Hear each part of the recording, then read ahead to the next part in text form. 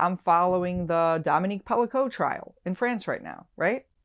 I mean, I have firefighters that have a lot of opinion. I got a lot of parts that have a lot of opinions about Dominique Pélicot, okay? But let's use that as a case example. For those who don't know, this is a man who, well, the first facts of the story are that he's got firefighters, okay? And we've got firefighters who self-harm, right? But then we've got firefighters that go even further out and they harm other people, right? Because there are firefighters who rape people. There are firefighters who murder people, okay? And Dominique Pélicot, by his own admission in court in France, in Avignon, right? He's a rapist. And not only is he a rapist, but he went online on a chat room, and the chat room was called, literally, the name of the chat room was Against Her Will, and he solicited strange men from the neighboring, area to come and rape his wife after he drugged her into a basically comatose state for 10 years. Okay? She had no idea what was happening. She was raped by over 80 men in the surrounding area. Needless to say, France's, women are protesting on the streets. That makes sense because finding out that like 80 men in your neighborhood are like cool with coming over to somebody's house and having sex with a woman that's basically in a coma, that's disturbing, to put it mildly. But if we put an IFS lens on this, we would say, okay, so Dominique Pélicot, the guy, her ex-husband, when she found out he was doing this, she immediately divorced him, reasonably enough.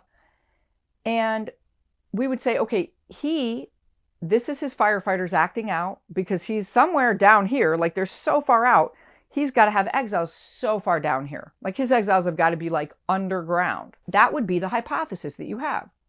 So we get in court in Avignon, and what does he say? He says, I was raped when I was 9. I was sexually assaulted, and then when I was 14, I was forced to participate in a gang rape. Here is a young man who's trying to process a lot of trauma. We don't know what other trauma. That's just the 2 things that he said in court, right? That's all I have to go on. But from an IFS perspective, we would say, oh, here are the exiles. Here are the very young parts in him that are so deeply traumatized that he didn't have the resources to cope with. And this is the solution that his firefighters came up with to process that. I will process gang rape. I will process sexually assaulting my wife. This is criminal. IFS doesn't excuse criminal behavior. It doesn't say that he's not accountable or not responsible, right? He's going to jail. Of course he's going to jail. Absolutely he's going to jail. But what it does is it gives us an insight into why. Why did things go wrong in his mind that this is where things ended up, right? I mean, he says in court it was an addiction. And addiction is the language of firefighters. Firefighters, they just act out. They act out. They act out. They act out because they don't know how to process and metabolize the experiences and the trauma of the exiles. And the reason they don't is because they're also children. I mean, we're talking 9-year-old, 14-year-old parts of him. That's where he's coming from, right? I mean, he's 70, 2 years old, but really, he's a 9-year-old in a 71-year-old body. And that's kind of the insight that IFS gives us on that. It doesn't excuse him. He's responsible for his crimes. He's accountable. But it gives us some insight.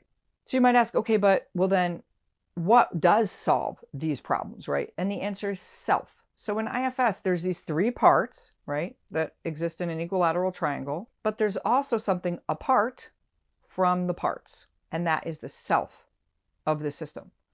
And self is something that doesn't really take sides, that doesn't have preferences. And it's kind of like if you think about, if you could think of the personality as an orchestra, then you would think of all the parts as the musicians and the self is the conductor. And the self is the one that just like facilitates the parts, the way the conductor facilitates the orchestra.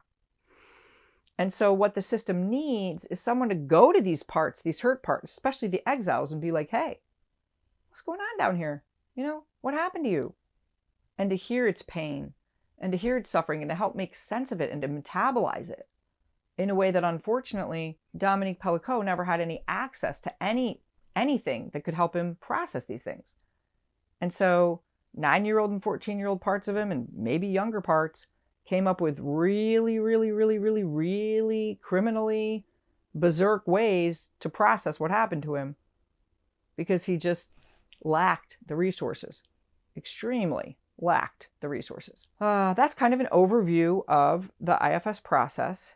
Our goal in doing IFS work is to get to know each of the parts, the exiles, the firefighters, and the managers, so that we can hear what's driving them, and so that we can unravel some of their weird coping mechanisms, their weird methods they've adopted for how to handle life. Because the managers and firefighters, I mean, luckily our managers and firefighters don't have such extremely erroneous beliefs about how to handle things, but they're still distorted. Like when my firefighters say, like Rhino, okay, I love my little firefighter here, okay, but Rhino will be like, in the past, I feel a little anxious about going out of the house. I feel like transitions cause a little bit of nervousness because I've had issues with transitions in the past. So Rhino's like, the solution is to just dissociate. Well, that sounds good, but you know what? Actually, if I eat chips when I need to leave, that's going to make me late. And if I'm late, I'm going to be more stressed. It's distorted. So if I can work with Rhino about hey, why are you so anxious, right? Rhino's going to go, well, there's an exile down here who's freaking out.